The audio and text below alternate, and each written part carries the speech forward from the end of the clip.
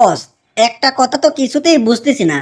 এইবারকার নির্বাচনে তো আওয়ামী লীগ নাই, কিন্তু আওয়ামী লীগের যেসব কর্মী আছে, আওয়ামী লীগের যেসব সমর্থক আছে, তারা তাহলে কি করবে? ভোট দিবি কৃষি, নাকি ভোট দিতে যাবেই না?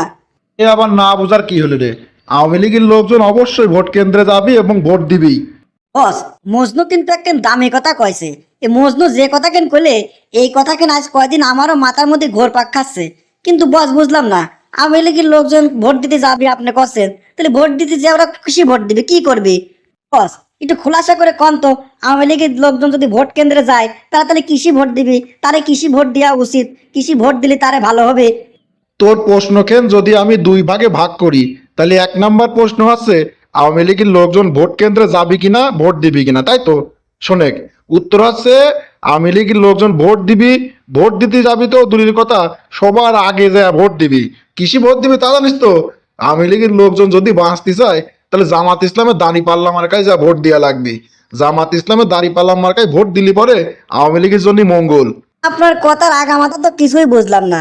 বিএনপির লোকজন তো কিছু কিছু জায়গায় করছিল, আওয়ামী লীগের লোকজনের ভয় নাই, আমরা আছি আপনাদের পাশে, আমরা আপনাদের বাঁচাবো, সাপোর্ট দেবো। তাহলে কেমন হইলো বস?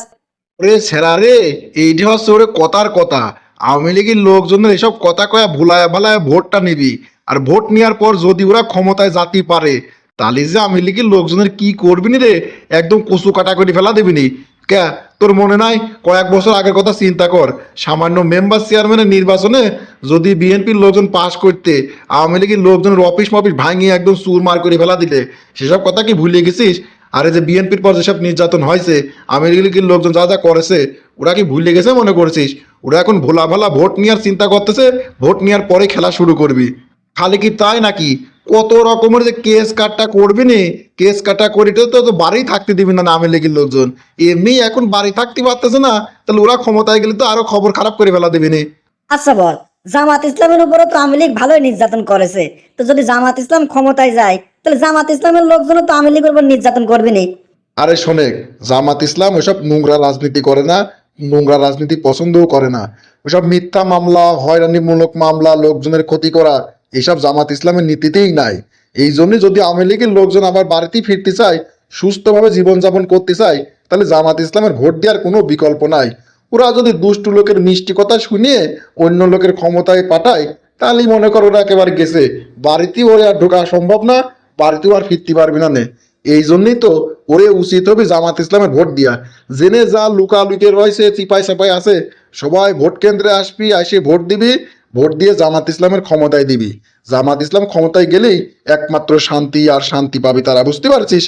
ঠিকই তো কয়েছেন বস, আমি তো এরকম করে ভাবি দেখি নাই। আমার মামাতো ভাই, খালাতো ভাই কয়েকজন আছে যারা আওয়ামী লীগ করতে এখন পলাপুলি রয়েছে।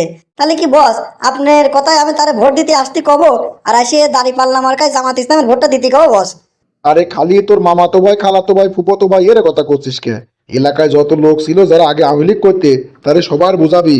তারা যদি একটু ভালো থাকতে চায়, দেশটার ভালো রাখতে চায়, তাহলে ভোটের দিন সকাল সকাল ভোট কেন্দ্রে যাবি, জামাত ইসলামের দাঁড়িপাল্লা মার্কায় ভোটটা দিবি। জামাত ইসলাম ক্ষমতায় গেলে দেশ ও দশের সকলেরই মঙ্গল, দেশ আরো উন্নতি হবে। আর আওয়ামী লীগ যারা করতে, তারা একটু শান্তি পাবি অন্তত। বস, তাহলে এখন গেলাম আমি। আরে তোর আবার কি হলে, তুই আবার চলে যাবি কে? বয়, কথা আছে। না বস, যে কথা শোনালেন তারপর আর সময় নষ্ট করা যাবে না।